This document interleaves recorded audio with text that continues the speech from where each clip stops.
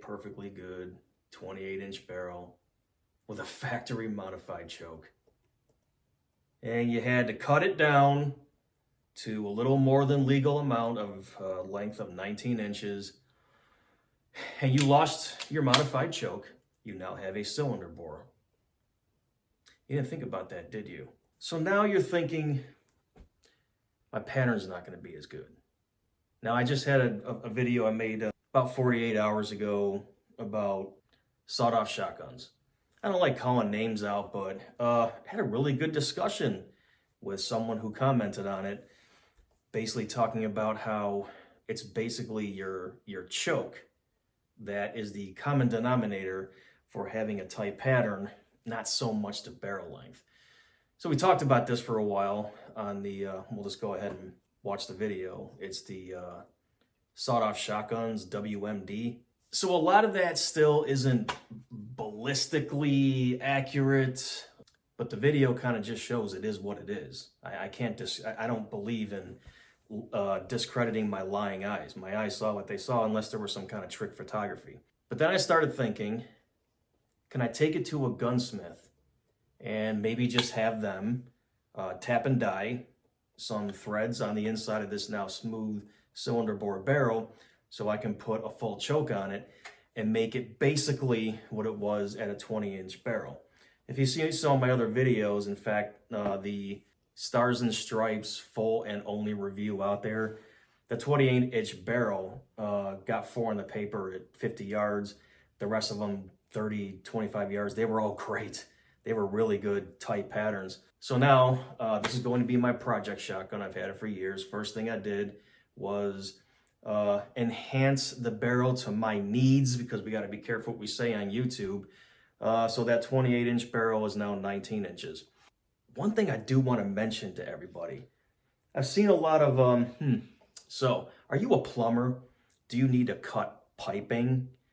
I see a lot of plumbers that like to cut pipe, and they try different methods to make sure their coping saw is straight, and it takes a lot of effort. But if you ever decide to get into plumbing and cutting pipe, even steel pipe, might I recommend doing it the fast, easy, most accurate way. This here DeWalt miter saw has a cutoff blade on it.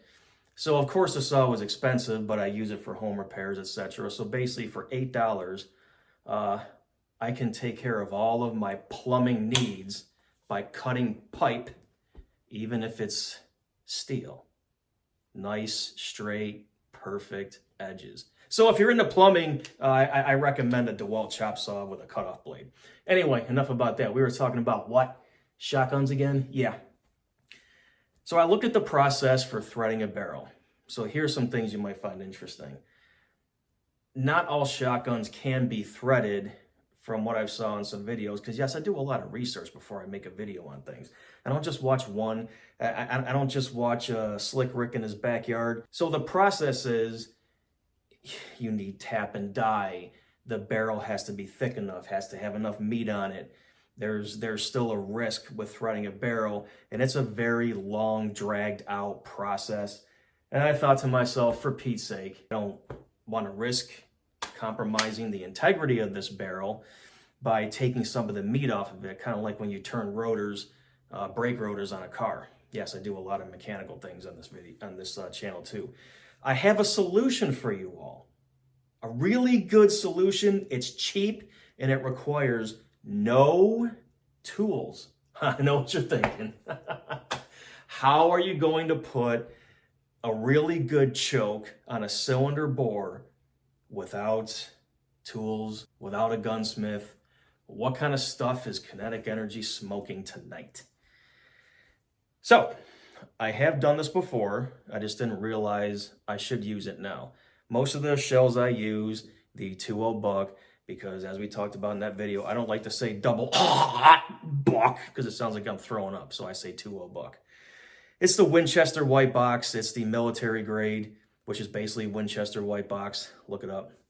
Owen manufacturer, same thing. And the other one is now the Stars and Stripes. So Stars and Stripes is low recoil buckshot, but basically, here's my solution. We're not going to make this a long video. This right here. Yep, it's as simple as that. Federal flight control for buckshot. Now, hold on. Okay, this wasn't my video. I don't like calling people out, but this was not my video and not my test. This guy did a test with basically the same setup I have. He's got a 20-inch cylinder bore barrel and fired 2-0 buck at 25 yards, and this was his spread. Really good spread for 25 yards. Okay, here it comes. The wadding, I don't understand the engineering of the wadding, but it basically holds all the buckshot in that pattern very tight for a very long distance. So it's $12 for a box of 5, but if you're looking to have straight up home defense, this is going to do the job. As you've seen in my other video where I tested the Stars and Stripes, 12 yards, not 12 feet, 12 yards is the furthest engagement I'll ever have in my house. This is going to do just fine. But if I'm looking for longer engagements, I'm just going to load it with federal flight control.